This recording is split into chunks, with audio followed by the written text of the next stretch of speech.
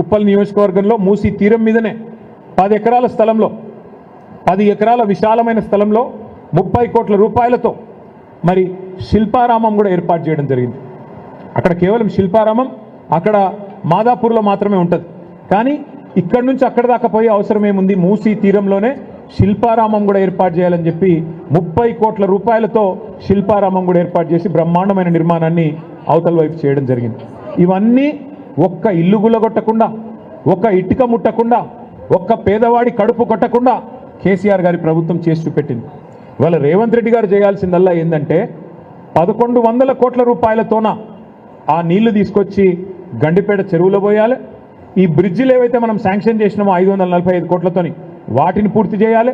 మంచిగా బ్రహ్మాండంగా రిబ్బన్లు కట్ చేసుకోవచ్చు, సపోర్ట్లు కొట్టించుకోవచ్చు, నేనే చేసినా డబ్బా కొట్టుకోవచ్చు.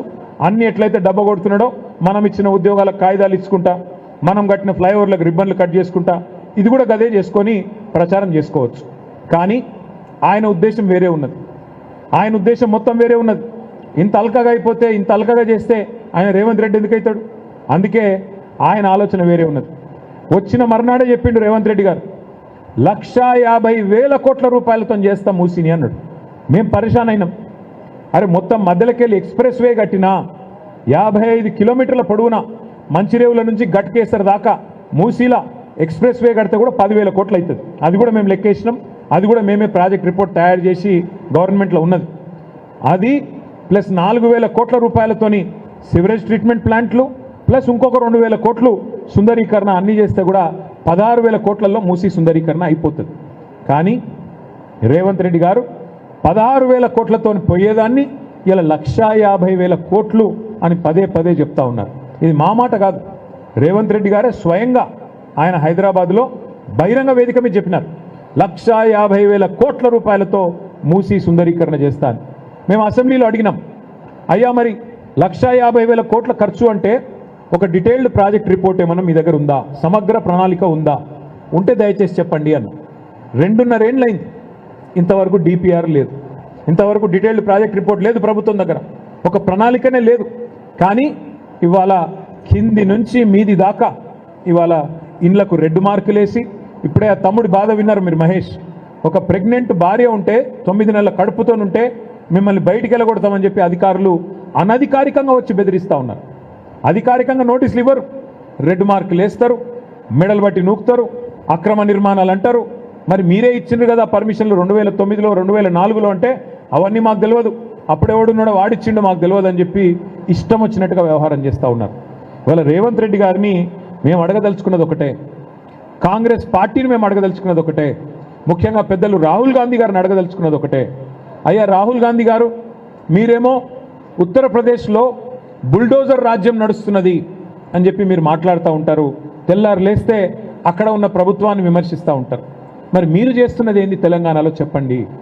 నిన్నగాక మొన్న ఖమ్మంలో 1000 ఇండ్లు భూదాన్ పట్టాలున్నాయి వాళ్ళ చేతుల్లో. 10-12 సంవత్సరాల నుంచి అక్కడ ఉన్న వాళ్ళను అర్ధరాత్రి దొంగల్లాగా దాడి చేసి 2-2.5 వేల మంది పోలీసు వాళ్ళని పెట్టుకొని ఏదో శత్రుదేశం మీద దాడికి పోయినట్టు, శత్రుదేశం మీద యుద్ధానికి పోయినట్టు మీరు పోయి 1000 మంది ఇండ్లు కూల్చేస్తే దాన్ని ఏమనాలి రాహుల్ గాంధీ గారు? బుల్డోజర్ రాజ్యం కాదా? మహబూబ్ నగర్ పట్టణంలో దివ్యాంగులు, వికలాంగులు, కాళ్ళు చేయులు చక్కగా లేనోళ్ళు, కళ్ళు కనబడనోళ్ళు, చెవులు వినబడనోళ్ళు ఒక 150 మంది ఇల్లు కట్టుకున్నారు ఒక కాలనీలో. గవర్నమెంట్ స్థలమే కావచ్చు, కట్టుకుంటే నీ బుల్డోజర్లు పోయి ఆ వాళ్ళకి పాపం కాళ్ళు చేయులు చక్కగా లేని వాళ్ళని కూడా చూడలే, గుడ్డోళ్ళని చూడలే, చెవిటోళ్ళని చూడలే, వాళ్ళని కూడా బజార్లకు గుంజి వాళ్ళని కూడా మెడలు బట్టి బయట నూకేసి వాళ్ళ ఇండ్లు కూడా గులగొట్టింది. ఇక హైడ్రా పేరు మీద హైదరాబాద్లో చేస్తున్న అరాచకాలకైతే అంతే లేదు. ఏందయ్యా ఇది అని అడిగితే ఇవి బఫర్ జోను, ఇది FTL అని మాట్లాడతారు. వాళ్ళు అడుగుతున్నారు, ఇవాళ ఎవరెవరైతే బాధితులు ఉన్నారో వాళ్ళు అడుగుతున్నారు, అయ్యా పర్మిషన్లు ఇచ్చింది మీరు, రిజిస్ట్రేషన్లు చేసింది మీరు, పర్మిషన్లు ఇచ్చింది మీరు, ట్యాక్సులు కట్టించుకుంటున్నది మీరు, కరెంటు బిల్లులు కట్టించుకుంటున్నది మీరు, మరి అట్లాంటప్పుడు అక్రమం ఎట్లయితాయి? సక్రమమే కదా అంటే సమాధానం చెప్పేవాడు లేడు. ఏమనంటే కేసీఆర్ కట్టించిన డబల్ బెడ్రూమ్ ఇళ్ళకు ఉండ్రి, అవి ఖాళీగా ఉన్నాయి, మేము మిమ్మల్ని మెడల్ బట్టి అలా నూకుతామని చెప్పి బెదిరించుడు తప్ప ఇంతవరకు సమాధానం రావట్లేదు.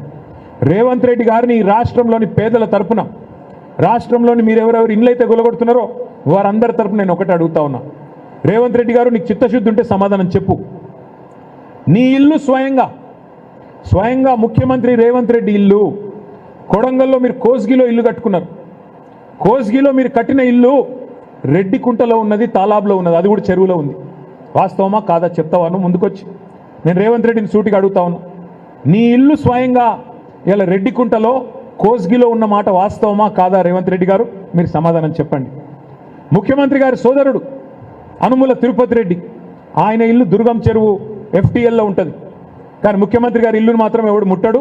హైడ్రా రాదు, ఇంకొకటి రాడు, ఎవడు రాడు, ఏ అధికారి రాడు, అంత ధైర్యం వాళ్ళకి లేదు. అట్లాగే మంత్రులు పొంగులేటి శ్రీనివాసరెడ్డి ఇల్లు బఫర్లో ఉంటుంది, మంత్రులు డాక్టర్ వివేక్ ఇల్లు బఫర్లో ఉంటుంది, KVP రామచంద్రరావు ఇల్లు బఫర్లో ఉంటుంది, మీ చీఫ్ విప్ పట్నం మహేందర్ రెడ్డి ఇల్లు హిమాయత్ సాగర్ చెరువు మధ్యలో ఉంటుంది. ఇవి ఏవి కనబడాయట, వీటిని మాత్రం ముట్టడానికి అధికారులకు ధైర్యం లేదు.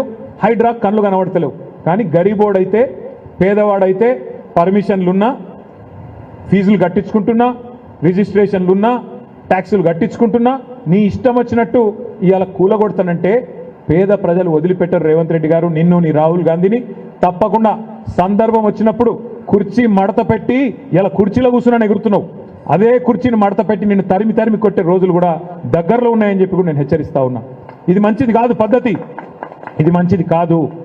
ఏనాడు కూడా ఏ ప్రభుత్వం కూడా పేదవాడి కంటిలో కన్నీరు చూసిన ఏ ప్రభుత్వం కూడా నిలవలేదు. ఇది మంచి పద్ధతి అయితే కాదు. ఇంకొక మాట కూడా నేను అడుగుతా ఉన్నా రేవంత్ రెడ్డి గారిని, అసలు నేను ఎందుకు గెలిపించిన ప్రజలు? ఎందుకు గెలిపించినారు? నేను ఏ బేసిస్లో గెలిపించారు?